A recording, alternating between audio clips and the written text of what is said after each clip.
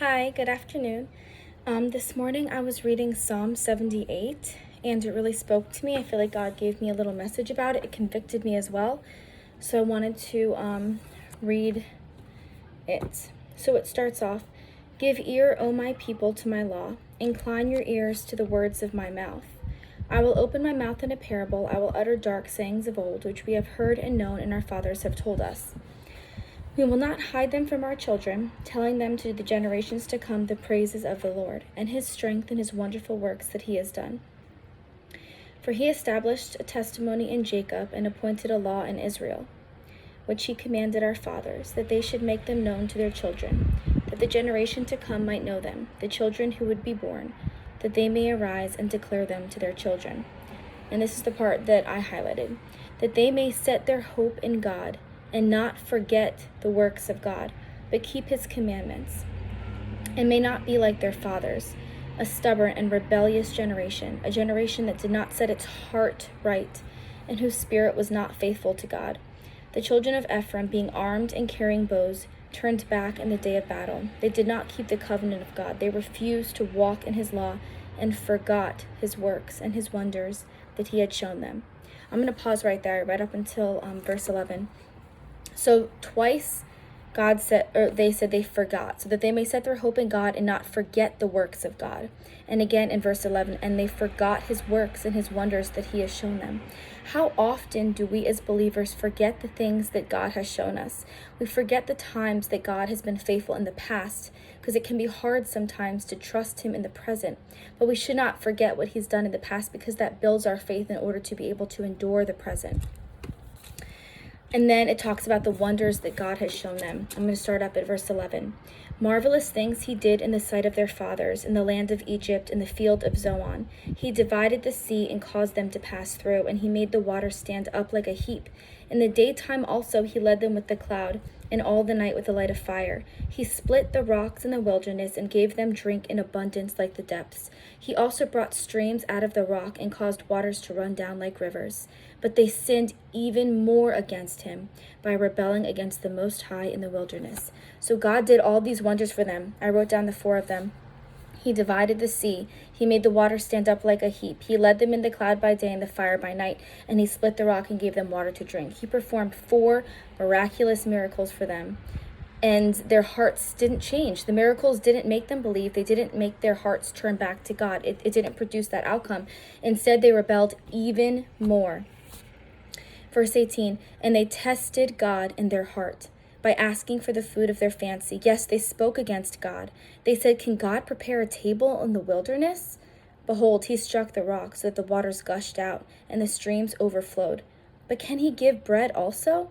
Can he provide meat for his people?"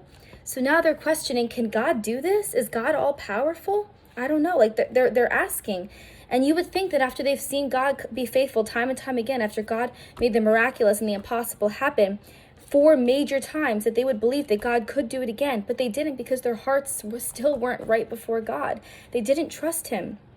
It's a heart issue, right? So I wanted to put a note in here, and this is in Luke chapter 16:31. It says, "But he said to them, if they do not hear Moses and the prophets, neither will they be persuaded, though one rises from the dead." So we can hear the gospel, we can hear the truth, right? And we can see miracles. And if we don't accept the truth in our hearts, it doesn't matter how many miracles we see, we're still not going to believe, because it's a heart issue, and that can't be fixed by seeing something physical. It has to happen in the heart. And then also, so they saw the wonders, and their heart was still hardened against God. And then in verse 21, "Therefore the Lord heard this."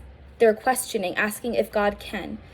"And he was furious. So a fire was kindled against Jacob, and anger also came up against Israel and why did God get angry, right? Why did he get angry?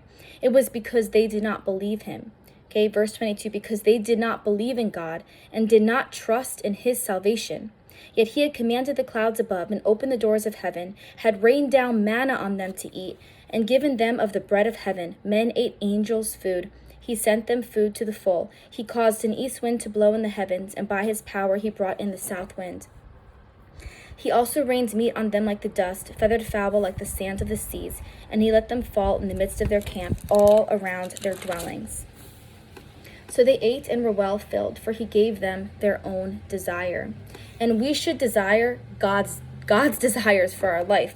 Our will, if our will is not lining up with God's, then it's not the best. God's will for us, what he has desired for us, is better than anything we could desire for ourselves. So when God gives you up to your own desires, that's never a good thing. Verse 30, for they were not deprived of their craving, but while their food was still in their mouths, the wrath of God came against them and slew the stoutest of them and struck down the choice men of Israel. In spite of this, they still sinned and did not believe in his wondrous works. Therefore, their days he consumed with futility and their years in fear. When he slew them, then they sought him. So when they were in trouble, that's when they sought God, not when everything was going well. And that's something that happens all the time, right? If our life is going well, if our children are healthy, if our job is good, if our house is not falling apart, sometimes we forget about God because all our needs are taken care of. When this pandemic hit, it was like a wake-up call, a shaking to America, like, you need to turn back. You need to turn back. So when he slew them, then they sought him, and they returned and sought earnestly for God. Then they remembered that God was their rock. God is our rock, nothing and no one else. And the Most High God, their Redeemer. Nevertheless, they flattered him with their mouth, and they lied to him with their tongue. For their heart was not steadfast with him, nor were they faithful in his covenant. So God knows if we're actually repentant. God knows if our heart really desires to change, if it really desires him. He knows when we're just saying things just to say them, to please men or to please ourselves. But we cannot, play games with God. He knows our heart. We can't just say things if we don't mean them. He knows that we don't mean them. Verse 38, but God, being full of compassion, forgave their iniquity and did not destroy them. Yes, many a time he turned his anger away and did not stir up all his wrath. For he remembered that they were but flesh, a breath that passes away and does not come again. How often they provoked him in the wilderness and grieved him in the desert. Yet, yes, again and again they tempted God and limited the Holy One of Israel. So we can actually limit God by our unbelief. They did not remember his power, the day when he redeemed them from the enemy. So do you remember when God has redeemed you from the enemy, when God has slain giants before you in your own life, whether that be addiction, health issues, mental illnesses, physical issues? Remember the times that God has slain the giants before you with his power. When he worked his signs in Egypt and his wonders in the field of Zoan, turned their rivers into blood and their streams that they could not drink. He sent swarms of flies among them, which devoured them, and frogs, which destroyed them. He also gave their crops to the caterpillar and their labor to the locust, and destroyed their vines with hail and their sycamore trees with frost. He also gave up their cattle to the hail and their flocks to fiery lightning.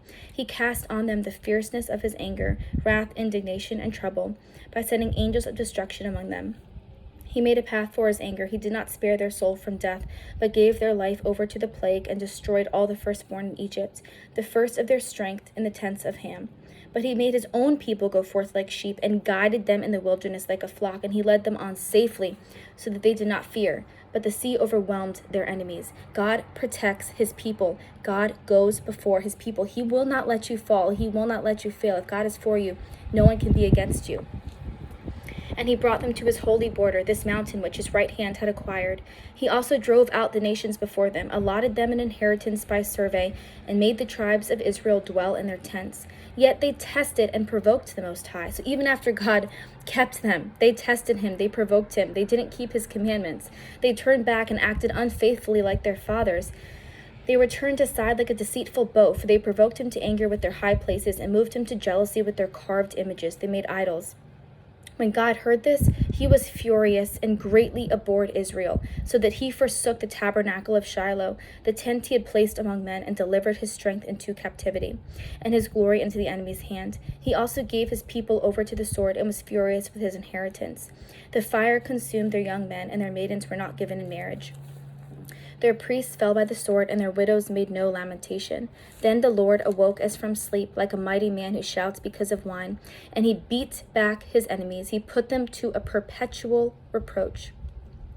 Moreover, he rejected the tent of Joseph and did not choose the tribe of Ephraim, but chose the tribe of Judah, Mount Zion, which he loved. And he built a sanctuary like the heights, like the earth which he has established forever. He also chose David his servant, and took him from the sheepfold, from following the ewes that had young. He brought them to shepherd Jacob his people, and Israel his inheritance. So he shepherded them according to the integrity of his heart, and guided them by the skillfulness of his hands. So that's the end of Psalm 78. But what really convicted me is, do I trust God? Do I trust him with everything, always? Do I forget the times that God has given me testimony after testimony, that he's there, that he loves me? He has sent people to tell me things. He has spoken to me in dreams. He has given me words. He speaks to me through the Bible. He speaks to me through worship music, even in my heart sometimes. And when you're struggling, when you feel like you're all alone and you don't hear God, you forget all the times that God was faithful. And you might not trust in him. You might trust in yourself. You might trust in other people. But don't do it.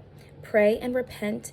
Ask God to forgive you for not trusting him fully, and pray that God would increase your faith, that he would bring to remembrance all the times that he has been faithful to you, the times that he has showed up, and the times that he has kept you, even if you didn't notice it. Ask him to bring it to remembrance. Make a list and read it to yourself when your faith seems weak. Just like they were telling themselves all the times that God was there for them.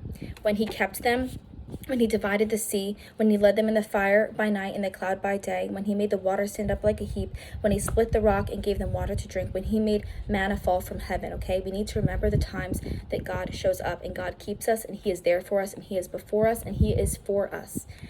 So just remember, unbelief, rebellion, they are all heart issues, okay?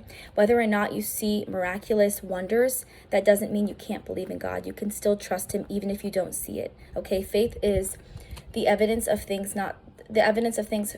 Faith is, okay, I'm messing this up, but basically it's things that you don't see, but things that you're hoping for and that you're believing in. It's the evidence of things not seen, something things hoped for. So I'll have to link the verse for that below because I'm forgetting it exactly. But faith is believing in things even when you don't see them, okay? So have faith over fear, fix the heart issue, trust God, and remember all the times that he has been there for you.